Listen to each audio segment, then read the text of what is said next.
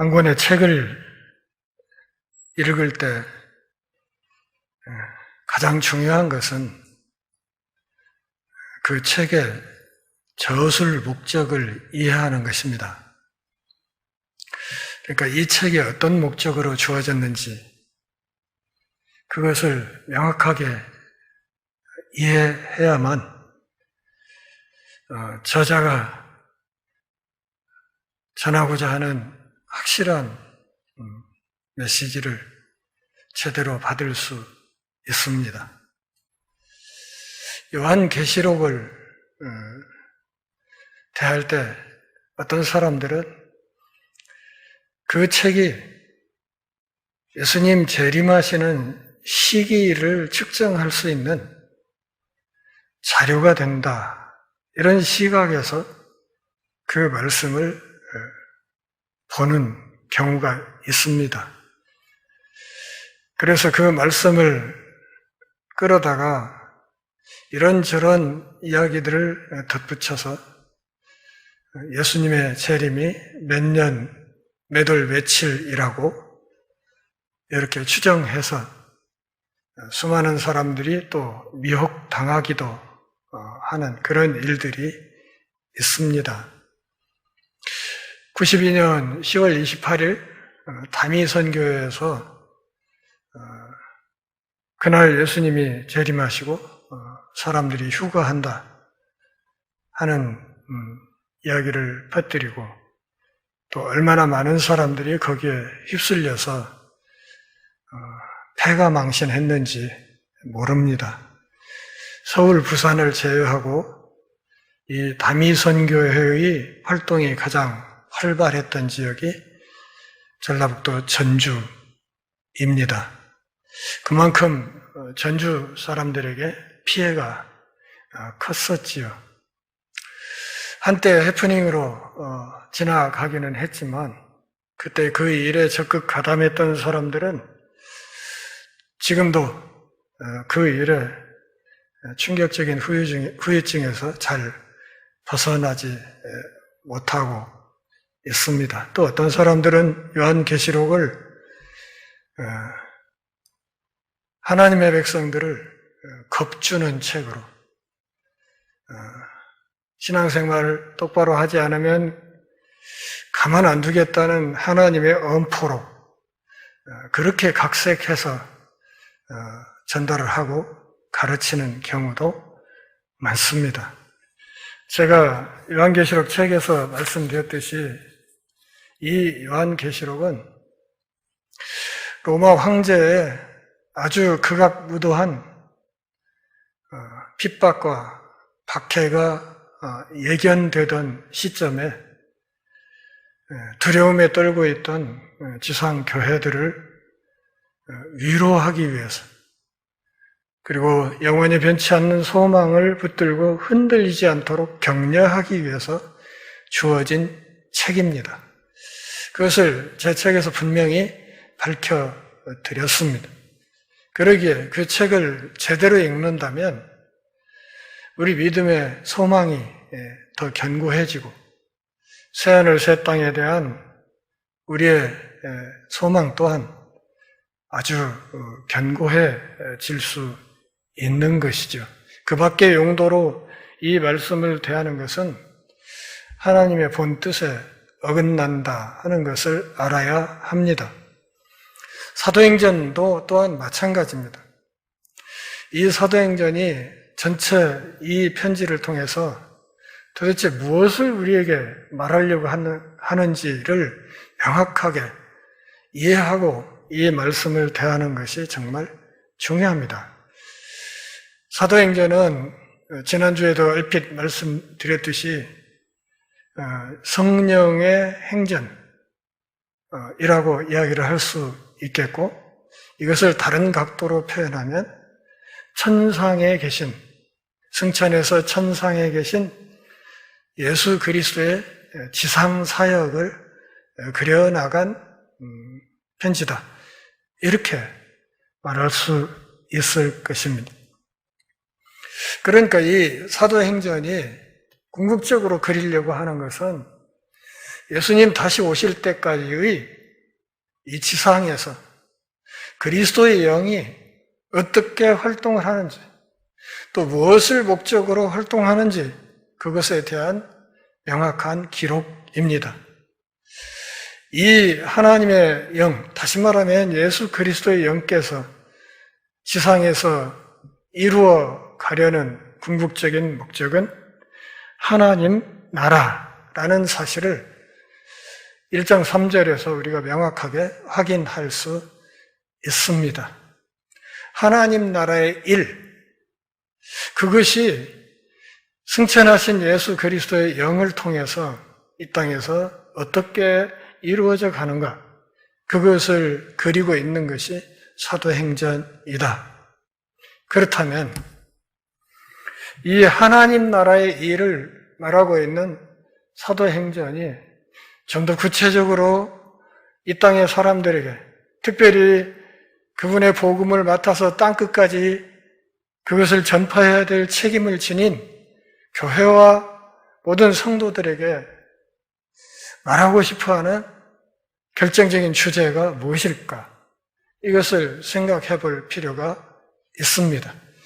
그것을 명확히 하고 본문에 들어가는 것이 좋겠다 생각이 듭니다.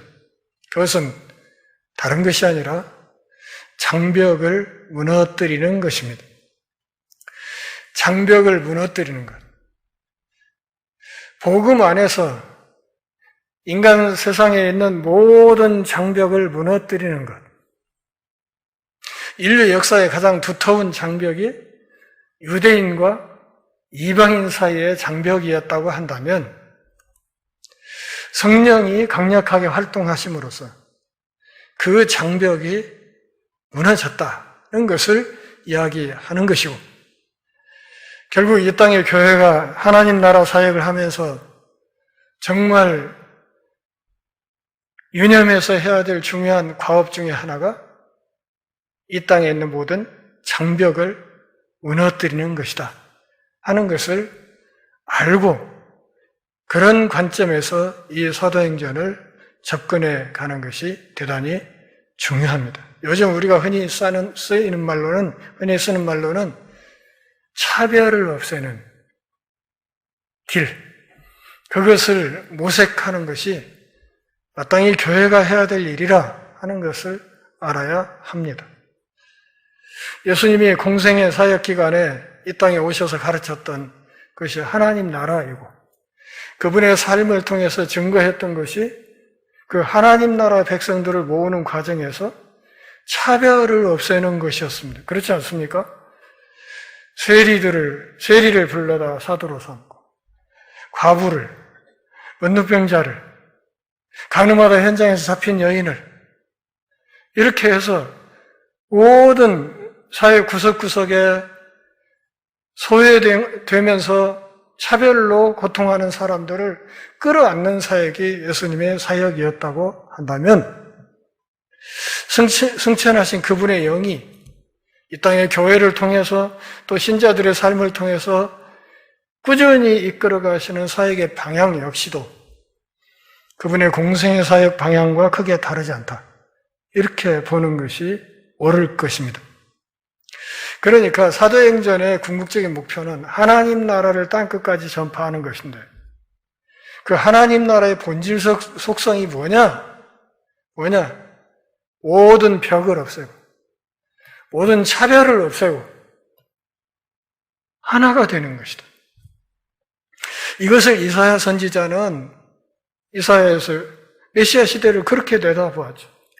사자와 어린 양이 함께 뒹굴고 어린아이가 독사불에 손을 넣고 그래도 물리지 않고, 이것이 하나님 나라가 지향하는 궁극적인 평화의 세계, 궁극적인 안식의 세계이고, 이 하나님 나라의 본질적 특성이 벽이 없고 차별이 없는 세상이다 하는 것을 지금 사도행전이 분명하게 우리에게 이야기를 한다, 그런 말이죠. 그러니까 이런 큰 틀을 놓치고 사도행전의 어떤 부분들을 보는 것은 자칫 숲에 들어가서 나무를 살피다가 길을 잃어버릴 위험성이 있다 하는 것을 잘 알고 이 말씀을 들여다보아야 할 것입니다. 1절을 보면 이렇게 되어 있죠. 데오빌로여, 내가 먼저 쓴 글에는 무릇 예수께서 행하시며 가르치기를 시작하심부터 그가 택하신 사도들에게 성령으로 명하시고 승천하신 날까지 이를 기록하였노라. 누가복음이 어떤 성경이었는지를 우리에게 가르쳐 줍니다. 거기에 예수 그리스도의 공생의 사역이 잘 서술되어 있다. 이렇게 말을 하는 것이죠. 그분이 행하신 일, 가르치신 일, 그리고 사도들에게 소명을 주신 일, 그리고 하늘로 오르신 일, 거기까지가 내가 먼저 썼던 누가복음서에 기록된 이야기였습니다. 그리고 이제부터는 내가 그 후편을 계속해서 써서 당신에게 보내드리겠습니다. 이렇게 이야기를 하는 것이죠. 특별히 1장 1절부터 4절까지 말씀을 잘 읽어보면 누가 자신이 예수님의 공생의 사역의 목격자가 아니었다는 것이 분명하게 드러납니다. 그러니까 그러기에 그 사람은 사도로서의 자격은 없는 것이죠. 그렇지만 그것을 목격한 사람들이 남겼던 수많은 증거 자료들을 수집하고 그것을 분석하고 종합하고 정리해서 예수 그리스도의 지상사역에 관해서 쭉 글을 정리해 놓은 것이 바로 누가복음이었다. 이렇게 말을 하는 것이죠. 모든 정보와 자료를 주도 면밀하게 조사를 했습니다. 사도행전 역시도 성령의 감동으로 누가가 주도 면밀한 조사를 통해서 모든 자료를 분석하고 조직하고 그리고 잘 정리해서 세심하게 글을 써서 데오빌로에게 예수 그리스도의 승천 이후 교회가 세워지는 과정을 서술해서 전달하고 있는데 누가의 이 글이 신약성경 전체에서 초대교회의 유일한 역사서라 이렇게 이야기를 할 수 있겠습니다. 구약에는 역사서가 많이 있지요. 역대기, 열왕기, 사무엘 해가지고 많이 있는데 신약에서는 역사서라고 명확하게 분류할 수 있는 것이 바로 이 사도행전 밖에는 없어요. 물론 바울서신이나 이런 데 보면 부분 전도 여행을 따라서 이렇게 각 지역에서 행하는 어떤 일들이 조금씩 단편적으로 보이기는 하지만 그 단편적으로 보이는 사도의 행적 역시도 사실은 사도행전과 대조해서 확인을 해 나갈 때 훨씬 더 메시지가 명료해지는 것을 많이 느낍니다. 어떤 점에서 사도행전은 누가복음의 반복이라고 이야기를 할 수도 있겠는데 중요한 것은 1장 8절에 있는 것처럼 부활하신 예수님의 분부를 받들어서 그의 제자들이 성령 세례를 받은 뒤에 어떻게 복음을 들고 땅끝을 향해서 달려나갔는가 하는 것을 알려주는 대단히 중요한 성경입니다. 예수님은 요한복음 14장 16절에서 당신이 떠나가게 되면 십자가를 지고 죽고 부활하고 그분이 떠나가게 되면 내가 또 다른 보혜사를 너희에게 보내겠다. 이렇게 말씀을 하셨죠. 또 다른 보혜사라는 말의 이면에는 내가 너희들의 보혜사라는 뜻이 깔려 있는 겁니다. 그렇지 않습니까? 그러니까 당신이 보혜사이기 때문에 또 다른 보혜사라고 이야기를 할 수 있는 거예요. 이 보혜사, 파라클레토스라는 이 말의 뜻은 정확한 의미는 곁에 있어주는 사람, 그런 뜻이에요. 곁에. 내가 떠나가면 내가 있던 그 빈자리를 누가 또 다른 보혜사가 와서 채울 거야. 이렇게 약속을 하신 거예요. 그것이 바로 사도행전에 있는 오순절 성령 강림 사건을 내다보고 말씀을 하신 겁니다. 그래서 또 다른 보혜사를 내가 보낼 것이다. 이렇게 약속을 하셨습니다. 요한복음 14장 26절에서는 성령께서 예수님이 지상에서 가르쳤던 모든 가르침을 기억나게 할 것이다. 그리고 아울러서 제자들의 발걸음을 지도하시면서 그들에게 끊임없이 가르쳐 줄 것을 약속했습니다. 내가 떠나면 내가 너희를 이 지상에 그냥 던져놓고 그냥 훌쩍 가버리는 것이 아니라 나 대신 또 다른 보혜사가 와서 내가 지상에서 육체로 있을 때 너희들이 가르쳤던 모든 것들을 기억나게 할 것이고 아울러서 너희들에게 하나님 나라의 진리에 대해서 끊임없이 가르쳐 줄 것이다. 이렇게 약속하셨습니다. 사도행전은 예수님이 요한복음에서 했던 바로 그와 같은 약속이 어떻게 성취되었는지를 우리에게 전달하는 중요한 성경입니다. 아울러서 사도행전은 교회가 그리스도의 몸이라는 사실을 명확하게 밝히고 있습니다. 대표적인 구절이 어디에 나중에 우리가 다루겠지만 사울이 회심하는 과정, 사도 바울이 회심하는 과정에서 갑자기 한낮에 정오의 태양이 밝게 비치는 그 정오의 빛보다 더 밝은 빛이 그를 다 감싸면서 순간적으로 이 사람이 그냥 시력을 상실해버려요. 여러분, 우리가 그 철공소에 가서 용접기 바람 불 이렇게 용접하고 있는 잠깐 그냥 맨눈으로 들여다보고 눈 때문에 아무것도 안 보이잖아요. 그런 것처럼 순간적으로 눈이 멀었어요. 갑자기 시각장애인이 되었을 때 사람이 느끼는 공포가 얼마나 무서운 것인지 짐작을 해보면 잘 알 것입니다. 한번 생각해 보세요. 내가 갑자기 지금 이 순간 내가 앞을 보지 못하게 돼버린다. 순간적으로. 겁나지 않겠습니까? 그래서 그 헤매고 있는 사울에게 부활하신 예수님이 나타나서 무슨 사울아 네가 왜 나를 핍박하느냐? 주여 니십니까? 나는 네가 핍박하는 예수다. 나는 네가 핍박하는 예수다. 가시채를 뒷발질하기가 네 뒤꿈치만 까지지 되는 거 아니야? 주님이 그렇게 말씀을 하시지 않습니까? 나는 너희가 핍박하는 예수다. 이 말이 무슨 뜻이에요? 사울이 그동안 하고 다녔던 게 뭐예요? 교회를 핍박하고 다녔던 거죠. 교회를. 그리고 교회 안에 있던 모든 성도들을 무지막지하게 핍박하고 다녔던 살인마였는데 그를 향해서 예수님이 난 네가 핍박하는 예수다 이렇게 얘기를 해요.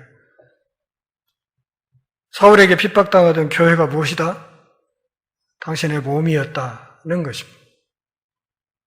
그러니까 그런 식으로 사도행전에서는 교회가 그리스도의 몸이다 하는 것을 밝힘과 동시에 이 성령의 다스림과 인도를 받는 교회가 그 성령의 추동하시는 능력을 따라서 땅끝까지 달려나가서 그분의 복음을 힘써 전해야 한다는 사실을 말하고 있습니다.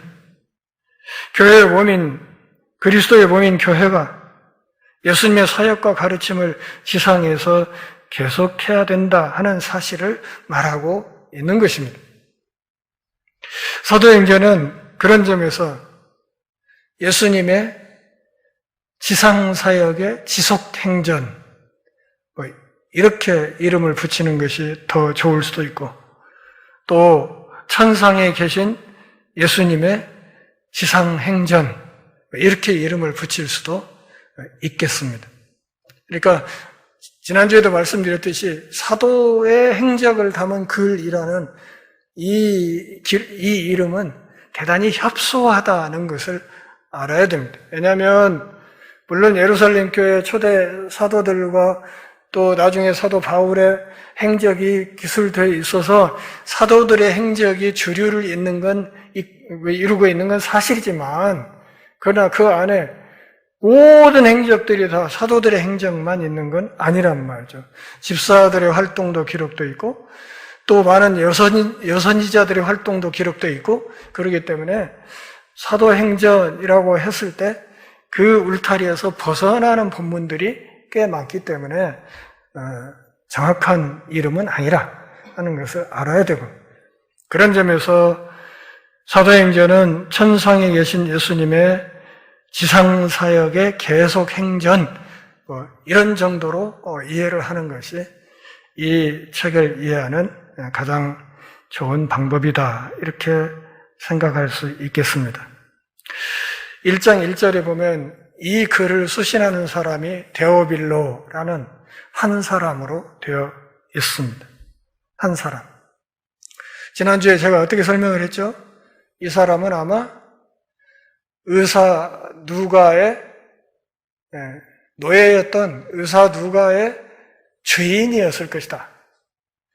이 사람이 예수를 믿게 되면서 복음을 접하게 되면서 복음의 정신을 따라서 자기 노예였던 의사 누가를 해방시켜 줬을 것이다. 그리고 해방시켜 준과 동시에 의사 누가가 사도 바울의 선교단에 합류해서 사도 바울의 선교 여행에 함께 따라다니는 선교단의 일원이었을 것이다. 이렇게 말씀을 드렸지요.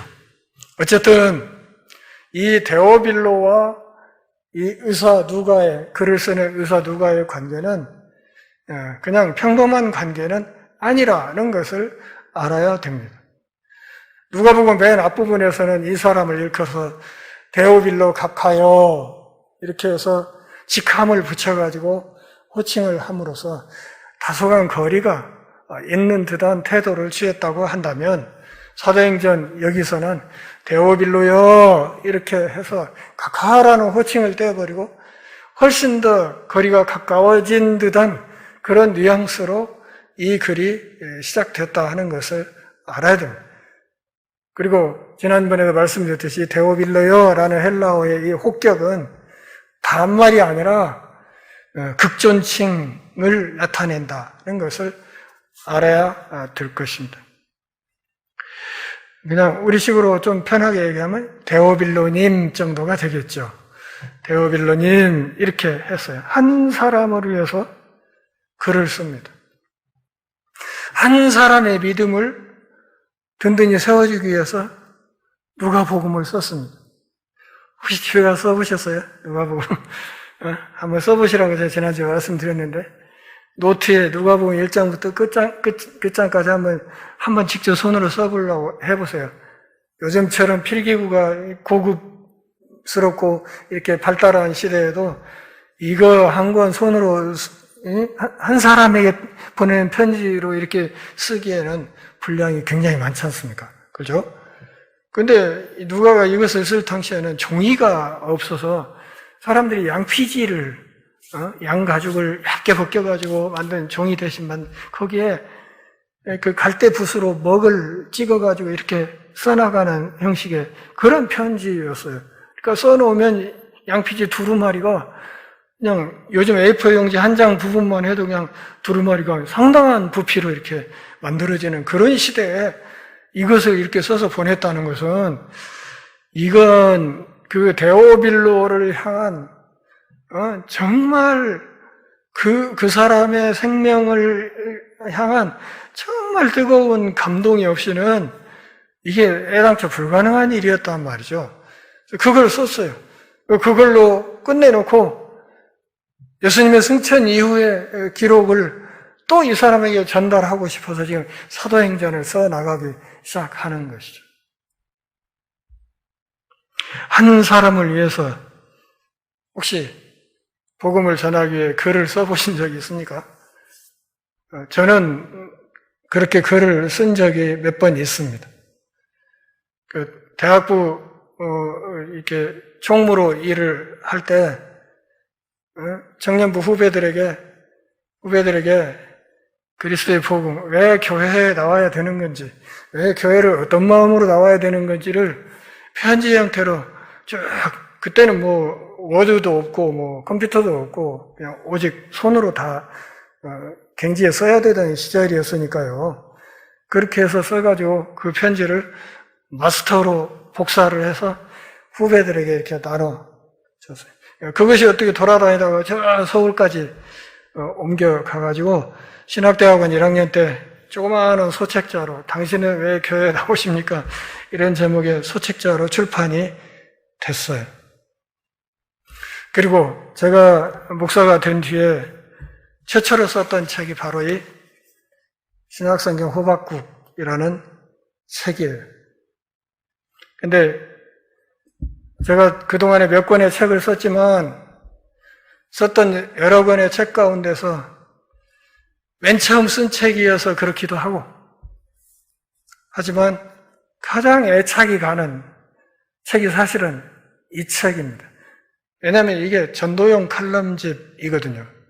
전도용 칼럼. 그런데 이 원고를 한 꼭지씩 써서 주보에 계속 몇 년에 걸쳐서 내보냈는데, 이걸 한 꼭지씩 쓸 때마다 제 마음속에 품고 있던 전도 대상자가 한 사람이 있었어요. 그게 제 친한 대학 동기생이었어요.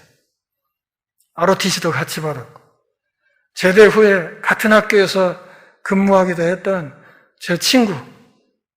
근데 술을 좋아하고 예수는 믿지 않는 그런 친구가 있어서 어떻게든 이 친구의 기독교 복음을 좀 전하고 싶은 마음이 있어서 그 친구를 마음속에 독자로 정해놓고 신학교 다니면서 배웠던 조직신학의 여러 주제들, 신론, 인간론, 죄론, 종말론, 기독론 이런 주제들 속에 있는 작은 주제들을 하나씩 쉬운 우리말로 풀어서 정리를 해 나갔습니다. 그냥 편하게 일상의 이야기들을 하는 것 같지만 제 마음속으로는 한 꼭지마다 그 안에 신학적인 주제들이 다 끼어 있었습니다. 그것을 모아서 이 책을 출판을 한 것이죠. 그러니까 전도용 칼럼집이기 때문에 애착이 더 많이 가는 거예요. 앞으로 전도용 서적을 한 권 다시 쓰고 싶은 생각은 있어서 이런저런 이렇게 자료들을 정리하고는 있는데, 어쨌든 이 책은 이 책 나름대로 상당히 저로서는 의미가 있는 그런 책입니다. 그 친구에게 예수를 왜 믿어야 하는지를 조심스럽게 거부감 없도록 이렇게 이야기를 풀어나간 것이 이 책입니다. 나름 열심히 저도 전도 활동을 하려고 했던 것이죠. 지금도 이 책을 읽는 분들은 잘 읽어보면 자연스럽게 기독교에 대한 어떤 반감을 없앨 수 있고, 그리고 자연스럽게 하나님 향해 문을 열 수 있도록 도움을 줄 수 있는 책이라 그렇게 생각합니다. 근데 베스트셀러는 못 됐어요. 요즘 세상이 그래서 그런지요. 어쨌든 한 사람을 향해서 그 사람을 가슴에 품고 그를 하나님 앞으로 이끌기 위한 열망을 갖는다는 것은 대단히 중요한 것입니다. 그것을 저는 주보에 늘 뭐라고 써놨어요? 태신자를 품고 기도합시다. 자주 만나서 교제하고 그러면서 그들에게 복음을 전해서 교회로 인도하십시오. 이 이야기를 계속 하지 않습니까? 그것이 이 의사 누가의 마음과 사실은 별로 다르지 않은 똑같은 이야기입니다. 가슴속에 태신자가 있다면 그 사람을 위해서 아침 저녁으로 끊임없이 기도하되 그 기도를 하나님이 들으셨고 그리고 반드시 응답하시리라는 확신을 가져야 하고, 그렇게 확신을 갖고 기도하면서 그 사람과의 관계를 꾸준히 맺어나가면 틀림없이 참 선한 열매가 나타날 수 있을 것이라 저는 그렇게 생각합니다. 데오빌로요, 내가 먼저 쓴 글 누가복음에는 예수님이 행하시며 가르치기를 시작하신 것부터 이야기가 시작되었습니다.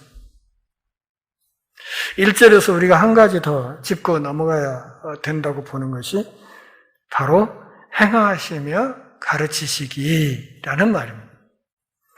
지금 두 가지를 1절에서 말씀드리는 거예요. 하나는 한 사람을 향한 열정이 우리에게 있느냐 하는 질문을 드렸고, 또 다른 하나는 행하시며 가르치는 예수님의 모습을 우리가 본받아야 된다. 그러니까 그냥 가르쳐서 되는 것이 아니고 거기에는 반드시 그 가르치는 사람에게 정말 중요한 것이 무엇인가 하면 행함으로 모범을 보이는 것이다 는 것을 지금 이야기를 하고 있는 것입니다. 제가 다음 주 주보부터 돈과 신앙에 관한 글을 몇 주에 걸쳐서 연재해서 내보낼 생각이에요. 한국지는 이미 써서 넘겨드렸고 거기에서도 제가 이야기를 하겠지만 저는 30년 동안 사역을 하면서 이 헌금 문제에 대해서 헌금을 주제로 설교를 했던 것이 2번인가 그럴 거예요. 2번. 그 수많은 설교를 한 중에 헌금을 주제로 설교를 했던 것이 딱 2번 정도였어요. 그 외에는 돈에 대해서는 별 이야기를 하지 않았습니다. 왜냐하면 돈에 관한 문제는 이것이 우리 신앙의 가장 기본적인 문제이기 때문에 또한 기본적인과 동시에 아주 핵심적인 문제이기 때문에 예수를 제대로 만난 성도들이라면 마땅히 자발적으로 하나님 앞에 내가 무엇을 얼만큼 헌신해야 될지를 알아서 결정할 수 있다고 저는 믿고 있었습니다. 성도들이 마땅히 그럴 수 있다고 저는 교우들을 믿은 거예요. 중요한 것은 제가 성도들 앞에 그 부분에 있어서도 어떻게 행함으로 모범을 보이느냐 이것이 중요하다고 생각을 했어요. 재정부 일을 보시는 분들은 알겠지만 저는 10의 2조에서 10의 3조 정도를 매월 헌금을 했습니다. 제 소득이 그렇기 때문에 그냥 끽 해야 100만 원에서 130만 원 정도를 왔다 갔다 하면서 매월 헌금을 하지만 제 마음속으로는 헌금하는 면에서도 내가 이런 정도 성도들 앞에 모범을 보이면 그리고 성도들이 그와 비슷한 수준에서 그렇게 똑같이 헌신하는 자세를 보이면 교회 건축헌금 부채 같은 것은 그렇게 어렵지 않게 끝날 수 있다. 그렇게 믿었습니다. 그렇기 때문에 그렇게 한 것이지. 100만 원, 130만 원 헌금을 할 때 내 한 달 수입이 1000만 원, 1300만 원이어서 그렇게 한 건 결코 아니었습니다. 중요한 것은 예수님의 가르침의 가장 중요한 특색은 무엇인가 하면 그분이 행하셨다는 것. 그리고 그것을 기반으로 해서 가르치셨다는 것. 이것을 지금 누가가 분명하게 증언을 하는 것입니다. 마태복음 7장 28절 29절 보실까요? 나중에 우리가 산상수훈에서 다 다루게 될 말씀입니다. 신약성경 11페이지네요. 마태복음 7장 11절, 28절, 29절 같이 읽습니다. 예수께서 이 말씀을 마치심에 무리들이 그의 가르치심에 놀라니 이는 그 가르치시는 것이 권위 있는 자와 같고 그들의 서기관과 들과 같지 아니함일러라. 그들을 가르치는 서기관과 바리새인들의 가르침과 예수님의 가르침이 확연히 다르다는 것을 청중이 다 느꼈어요. 결정적인 차이가 뭘까요? 행함. 예수님은 당신이 전하는 그 말씀에 기반해서 말씀에 기반한 삶을 살고 그 삶을 기반으로 가르치기 때문에 그것이 별거 아닌 이야기를 하는데도 사람들에게 엄청난 충격으로 다가갔던 거예요. 아, 이 사람의 가르침은 다르구나. 이렇게 생각을 했다. 그 말이죠. 행하시며 가르치심, 이것은 모든 전도자들과 교회 안의 교사들과 기독교 지도자들이 정말 깊이 마음에 새겨야 될 중요한 말씀이라는 사실을 알아야 합니다. 두가 먼저이고 그걸 기반으로 한 티칭이 뒤따라옵니다. 여러분, 교회에서 이 집에서 자녀들을 이렇게 믿음으로 잘 키우고 싶어 하죠. 부모들이 나는 바람풍 해도 너는 바람풍 해야지, 이런 자세로 자녀들에게 주일학교 갔냐? 갔다 왔냐? 왜 안 가냐? 왜 예배 빠지냐? 이렇게 얘기를 하죠. 그런데 그 이야기들이 대체로 씨알이 안 먹히는 이유 중에 하나가 무엇입니까? 그것은 이 아이들이 곁에서 지켜본 부모의 삶, 저그들의 눈으로 비디오로 본 부모님의 삶과 부모님의 입에서 나오는 이 말이 더빙이 잘 안 되는 거예요, 이게. 자기는 걸핏하면 예배 빠지고, 걸핏하면 뭐 하고 하는 사람이 애들한테만 주일학교 빠지면 안 돼, 뭐 말씀 잘 읽어, 뭐 어찌고 하니까 이 씨알이 안 먹히는 거란 말이죠. 그래서 기독교 지도자들의 가장 중요한 덕목을 지금 사도행전 1절 하반절에서 이야기하고 있는 것입니다. 예수님의 행적을 내가 서술했는데 그분이 어떻게 행하셨는지, 그리고 어떻게 가르치셨는지, 그것을 그 일을 어떻게 시작하셨는지 거기부터 시작해서 2절에서는 그가 택하신 사도들에게 성령으로 명하시고 승천하신 날까지 의 일을 기록하였다. 승천이라는 말이 지금 여기도 나오고 이 뒤에도 또 나오게 될 텐데, 뭐 꾸며낸 이야기처럼 들리지 않습니까? 승천? 하늘로 올라갔다고? 구름 타고 올라갔다고? 사실이야? 성경이 사실 아닌 것을 이야기하지는 않습니다. 누가복음 끝에도, 그리고 사도행전의 이 첫들머리에도 예수 그리스도의 승천 사건이 기록이 되어 있습니다. 그러니까 이 승천을, 그리스도의 부활하신 후에 그리스도의 승천이라는 이 모티프는 전편인 누가복음과 후편인 사도행전을 잇는 결정적인 연결고리라, 이렇게 생각할 수 있습니다. 이 승천이라는 모티프를 중심으로 해서 이것이 중요한 모처럼 딱 엮이면서 이 전편과 후편을 묶어 나가고 있다 하는 사실을 알아야 합니다. 예루살렘에서 시작된 교회의 소명, 어떻게 성령의 능력으로 사역자를 준비해 나가는지, 이것에 관한 기록이 누가복음 끝부분과 사도행전의 첫 부분에 명확하게 드러나 있습니다. 3절 같이 읽어볼까요?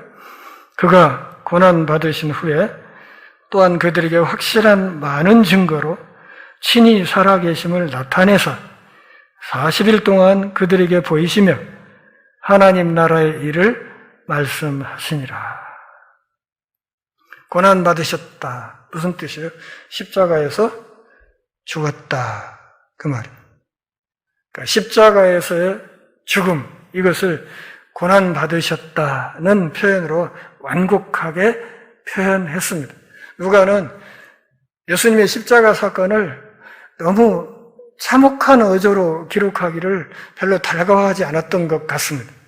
그래서 그분의 십자가에서 죽으심을 그냥 두루뭉실하게 그냥 그 고난 받으신 일, 이렇게 표현을 했고, 또 하나는 이 편지를 읽고 있는 데오빌로를 비롯한 그 당시의 독자들에게 이 사건은 남은 옛날 이야기가 아니라 바로 얼마 전에 있었던 생생한 사건이었기 때문에 굳이 그것을 자세하게 설명하고 기록해야 될 필요를 별로 느끼지 못했던 것 같기도 합니다.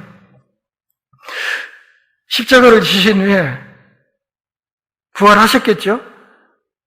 또한 그들에게 확실한 많은 증거로 친히 살아계심을 나타내셨다. 뭘 나타냈다고요? 살아계심을 나타내셨다. 부활하신 분이라는 것을 나타내셨다.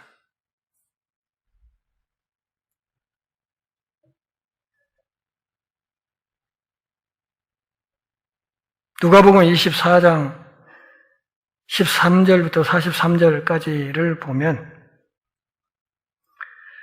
제자들이 부활하신 주님을 만나고 또 그분의 몸을 만져보고 또 주님이 부활하신 몸으로 가르치시고 제자들과 더불어 함께 앉아서 식사하시고 하는, 함께 식사했다. 뭘 말하는 거예요? 영의 부활이 아니라 몸의 부활을 말하는 겁니다. 영은 생선을 못 먹어요. 근데 함께 식사를 했다. 이것은 분명히 몸으로 부활을 했다는 것을 이야기를 하는 것입니다. 친히 살아계심을 나타냈다. 그런데 그 증거가 한두 개가 아니라 많은 증거다. 많은 증거이고 동시에 그 증거는 확실한 증거다. 이렇게 누가가 이야기하고 있습니다. 고린도전서 15장 6절을 보면 동시에 500명 앞에 부활하신 예수님이 확 이렇게 나타났던 적이 있다고 사도 바울도 부활장에서 그렇게 기록을 했어요. 동시에 500명 앞에 부활하신 그분이 나타나신 적이 있고 그것을 목격했던 사람 가운데 절반 이상은 내가 이 편지를 쓰고 있는 지금도 생존해 있다 이렇게 이야기를 했어요. 이것이 날조된 이야기라면 어디 감히 그렇게 공식적인 편지에 그렇게 거짓말을 함부로 쓸 수가 있겠습니까? 500명 앞에 나타난 적이 있고 그것을 목격했던 사람 절반 이상이 지금도 생존해 있다. 제가 존경하는 도마, 요한복음 20장 25절부터 28절까지를 보면 제자들이 부활하신 주님을 만나고 예수님 부활했다 이렇게 이야기를 할 때 도마는 뭐라고 얘기했어요? 이 실증주의자였던 도마는 뭔 소리요? 내가 진짜 부활했다면 그분 부활했다면 내가 그분 손목과 발목에 그 흉터에 내가 손을 넣어서 만져봐야 내가 확실히 믿을 수 있다고 이렇게 큰 소리를 뻥뻥 쳤어요. 그 전에는 나는 너희들이 암만 천하 없는 얘기를 해도 내가 못 믿어 이렇게 얘기를 했던 거죠. 그런데 도마와 제자들이 함께 있던 자리에 예수님이 어느 순간 붕 하고 나타나셔가지고 평안하냐 이렇게 인사를 했을 때 도마가 어떻게 했어요? 예? 도마가 바지 걷어봐요. 옷소매도 걷어보시고 좀 봅시다. 했습니까? 안 했어요. 그렇게 안 했습니다. 안 하고 딱 보는 그 순간 그냥 부활하셨구나. 이걸 확신을 갖고 뭐라고 고백을 합니까?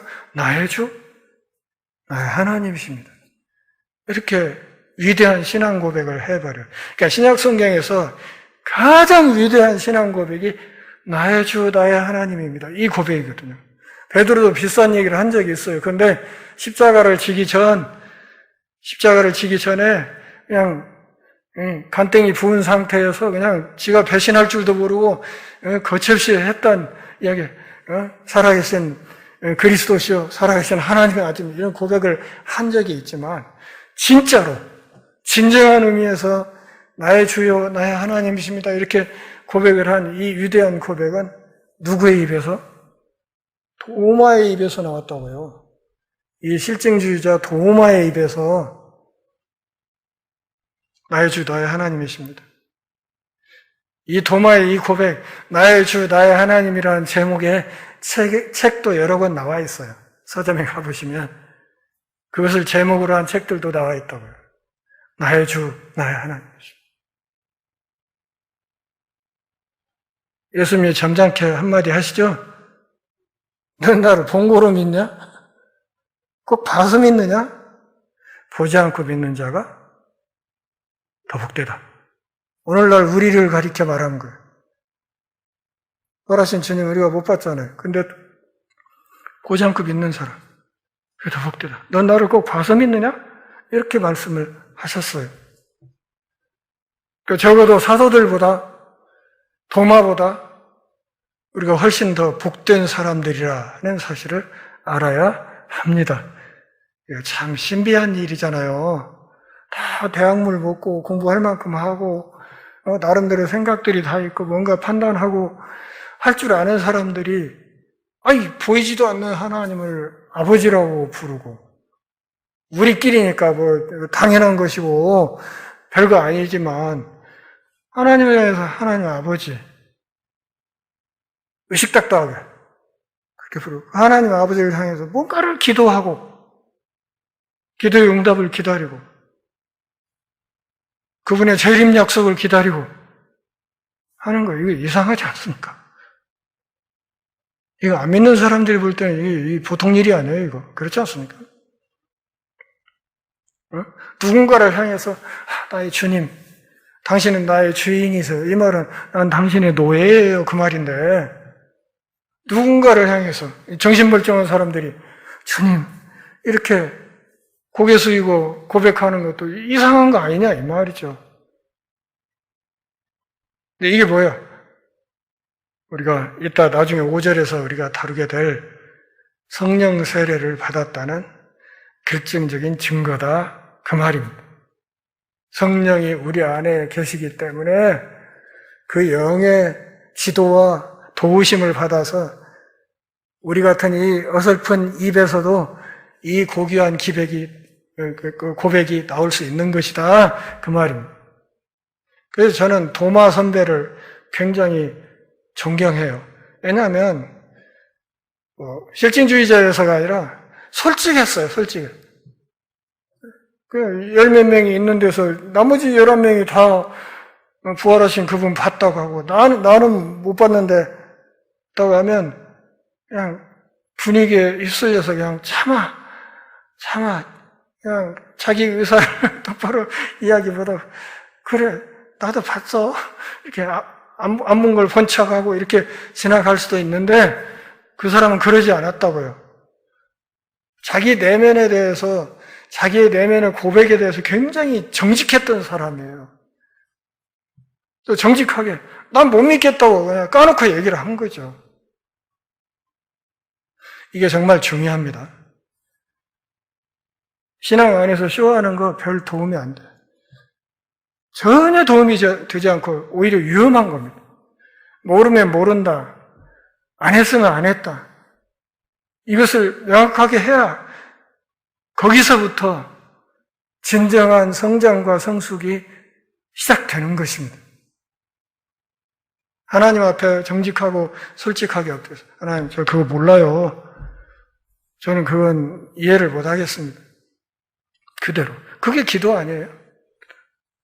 잠잘 때나, 걸어서 활동할 때나, 책상 앞에 일을 하다가, 생각이 날 때마다, 하나님, 제가 이 문제, 이러이런 문제, 어떻게 하는 게 좋을까요?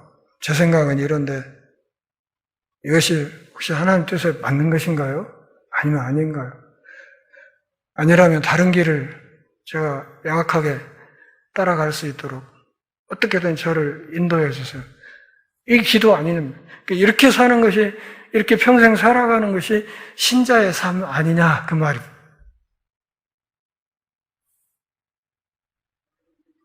확실한 많은 증거로 살아계심을 나타내셨다. 그리스도의 부활은, 그분이 부활하셨다는 이 사실은 종교적인 구호도 아니고 명확하게 역사 안에서 증명된 역사적인 사실. 요즘 우리가 흔히 쓰는 외국어로 팩트다, 이렇게 이야기를 하는 것입니다. 이 팩트는 확실한 것이고 아울러서 많은 증거가 있다. 그걸 어디서 알았다? 내가 여러 가지 문헌들과 자료들을 다 조사하고 읽고 분석하고 정리해 보니까 이건 확실한 팩트더라. 이것을 지금 누가가 데오빌로에게 이야기를 한 겁니다. 그분은 확실하게 부활하셨다. 다음 주에 이어서 계속하겠습니다. 하나님 아버지, 오늘도 우리가 함께 모여서 주의 말씀을 잠시 살폈습니다. 모여서 주의 말씀을 대할 때마다 성령 하나님의 도우심과 인도로 말씀에 있는 하나님의 거룩한 영광을 밝히 볼 수 있도록 은혜를 허락해 주옵소서. 예수님의 이름으로 기도합니다. 아멘.